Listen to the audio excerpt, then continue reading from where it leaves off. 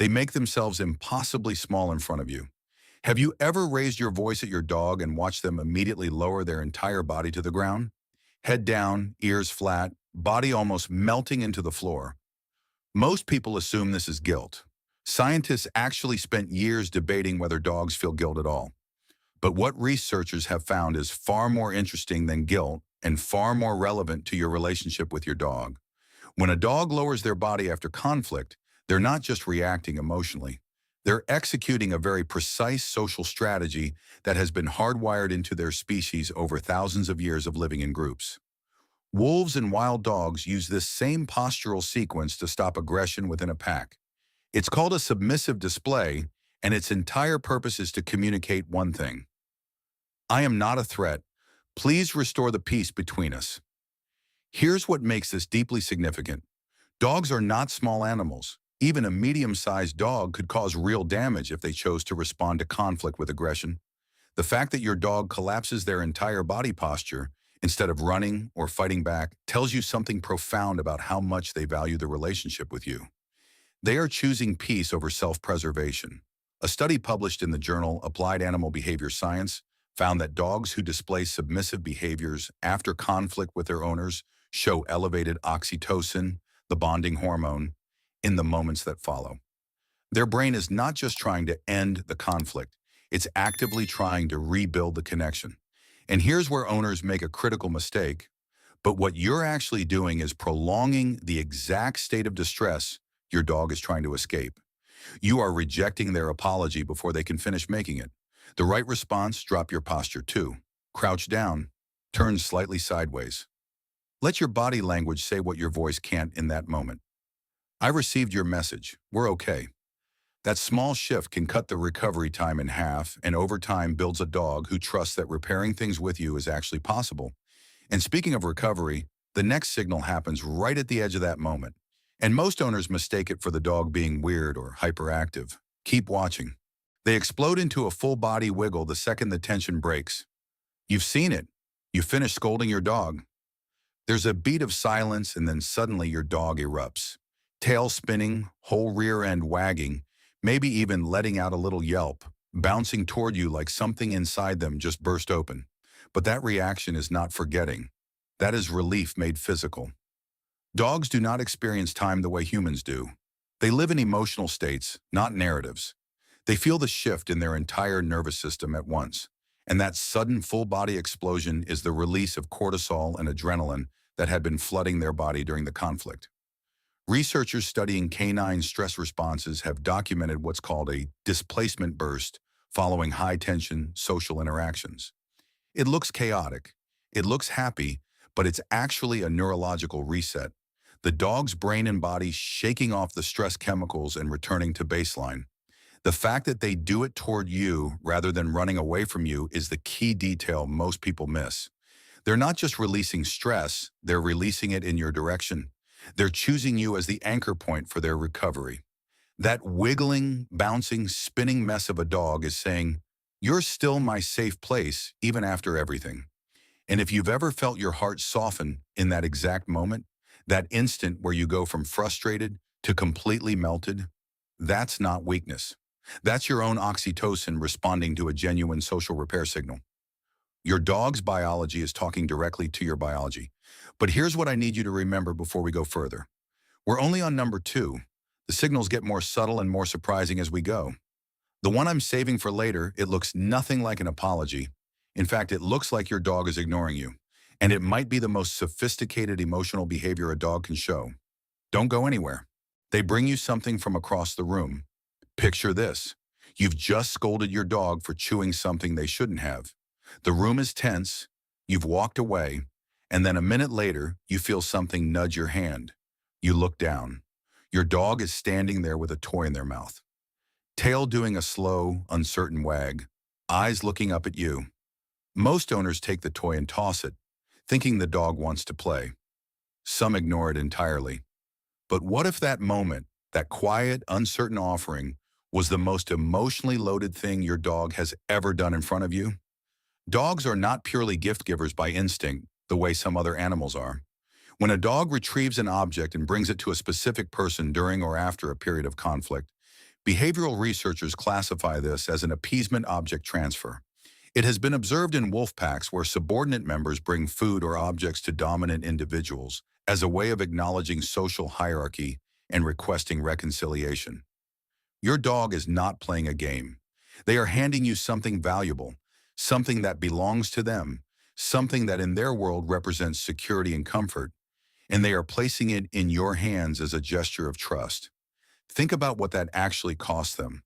Dogs are possessive by instinct.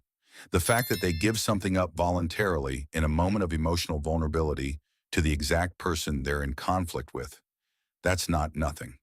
That is a calculated act of generosity from an animal who doesn't have words. There's one more layer here that most people never think about.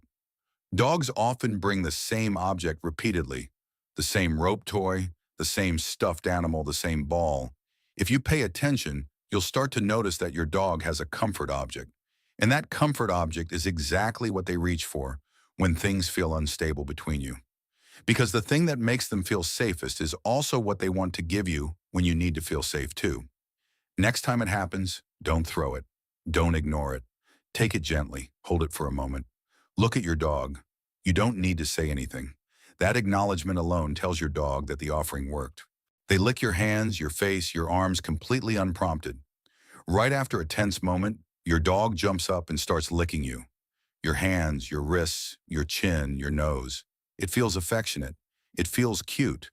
But if you only see it as affection, you're missing the deeper biological mechanism happening underneath the surface. In wild canid groups, wolves, African wild dogs, feral dog packs, licking around the face and mouth of a dominant individual is one of the most important appeasement behaviors that exists. Subordinate animals use it specifically in moments of social tension to communicate submission and to actively solicit a return to calm. It is not random, it is targeted. And the critical word is unprompted. When your dog licks you in the moments right after conflict, without any food present, without being asked, there is only one explanation that makes sense. They're trying to fix it. Here's the physiological detail that makes this even more powerful. When dogs engage in social licking, their brains release endorphins, which means the act of apologizing to you is literally triggering a feel-good neurochemical response in your dog's brain. Reconciliation isn't just socially useful for them, it's rewarding. Your dog's brain is wired to feel better when the bond with you is restored.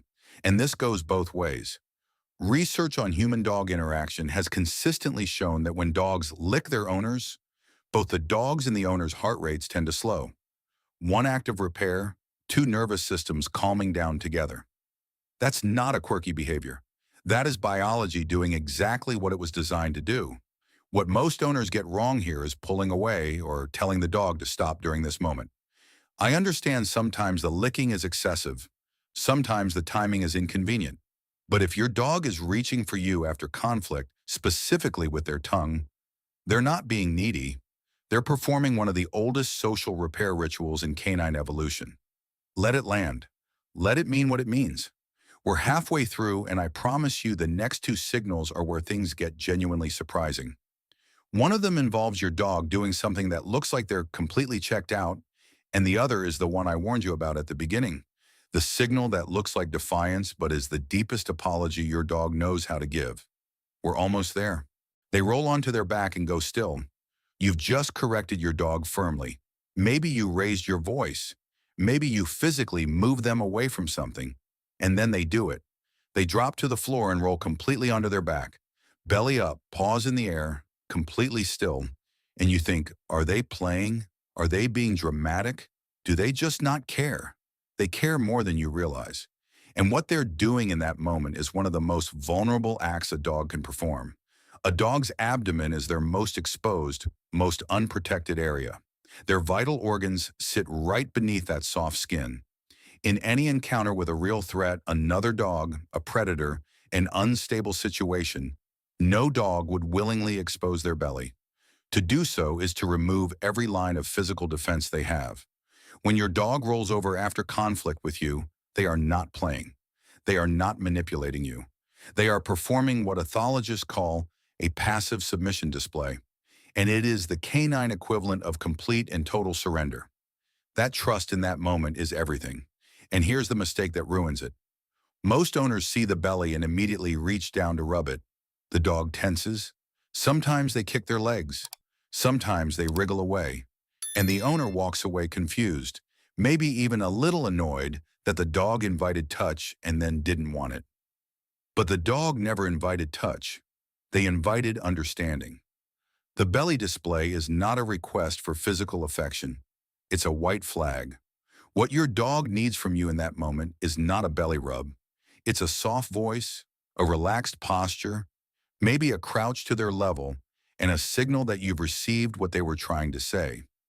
Reach for them before they're ready, and you've just turned their most vulnerable moment into a reason not to trust you with vulnerability. That is a lesson your dog will not forget quickly. Respond to the white flag correctly with stillness, softness, and acknowledgement, and you'll build a dog who comes to you first when things go wrong every single time. They follow you in complete silence and just exist near you. This is the one I've been holding back, and I want you to really sit with it because it is easy to miss. And once you see it, you cannot unsee it. After a conflict, your dog doesn't bark, doesn't whine, doesn't paw at you, doesn't bring a toy, they just appear. You go to the kitchen, they're lying by the doorway. You go to the couch, they're on the floor 3 ft away. You go to the bedroom, they follow and settle quietly near the foot of the bed. They're not demanding anything. They're not performing anything. They are simply near you. Most owners assume one of two things. Either the dog has already forgotten about what happened or the dog is sulking. Neither is true. Dogs are not solitary animals. Their entire psychological architecture is built around the group. When a dog wants space from you, when they are genuinely disinterested or upset, they leave. They go to another room. They face away from you. They sleep somewhere removed. When a dog follows you in silence after conflict, they are doing the opposite of leaving. They are choosing actively and deliberately to stay in your orbit even though they are not yet ready to make direct contact. Animal behaviorists have a name for this. It's called proximity maintenance, and it has been documented in wolves, primates, elephants, and bonded domestic dogs following social disruptions within their group. It is one of the most evolutionarily ancient repair strategies that exists among social mammals, and your dog does it instinctively. What your dog is saying without a single sound, without a single gesture, is this: I'm not going to push you. I'm not going to force this, but I am not going anywhere either. I'll be here, right here, until things feel right between us again. Think about that for a moment. An animal who could walk away, an animal who has no concept of obligation or social expectation, an animal who, if they wanted to, could go sleep in the other room and be completely unbothered, is instead choosing to follow you from room to room in silence because the distance between you feels wrong to them. That is not a dog who forgot. That is not a dog who doesn't care. That is a dog who is grieving the rupture in the bond and doing the only thing they know to do. Stay close and wait for you to come back to them. And if you've ever been in a hard moment with someone you love, a real silent, unresolved moment, and they didn't leave, they just stayed nearby quietly without making it about them. You know exactly how powerful that is. Your dog has been doing it for you this whole time. Here's what I need you to take away from everything we've covered today. Your dog is not emotionally simple. They are not a creature that lives only in the moment with no awareness of what passes between you. They track the emotional temperature of your relationship constantly. They notice when it drops, and they have an entire toolkit of behaviors. Behaviors that cost them something emotionally specifically designed to bring that temperature back up. When they make themselves small, they are surrendering their pride to protect the relationship. When they explode with relief the moment tension breaks, they are telling you that you are their safe place. When they bring you their favorite object, they are giving you the most valuable thing they own. When they lick you, they are using one of the oldest appeasement rituals in canine evolution. When they expose their belly, they are trusting you with their most vulnerable self. And when they follow you in silence, that quiet, patient, persistent proximity, they are doing something that very few creatures on Earth are willing to do. They are choosing to stay. So the next time your dog does any of these things after a hard moment between you, I want you to stop. Don't laugh it off. Don't ignore it. Don't punish it. Receive it. Because your dog is not just apologizing. They are telling you in every way they know how that you are worth apologizing to. And that is not nothing. That is everything. If this story changed the way you look at your dog's silent apologies, please subscribe and like this video. We are uncovering the deep emotional truths that have been hidden in plain sight. Let's build a better bond together. The next secret to your dog's heart will be revealed soon.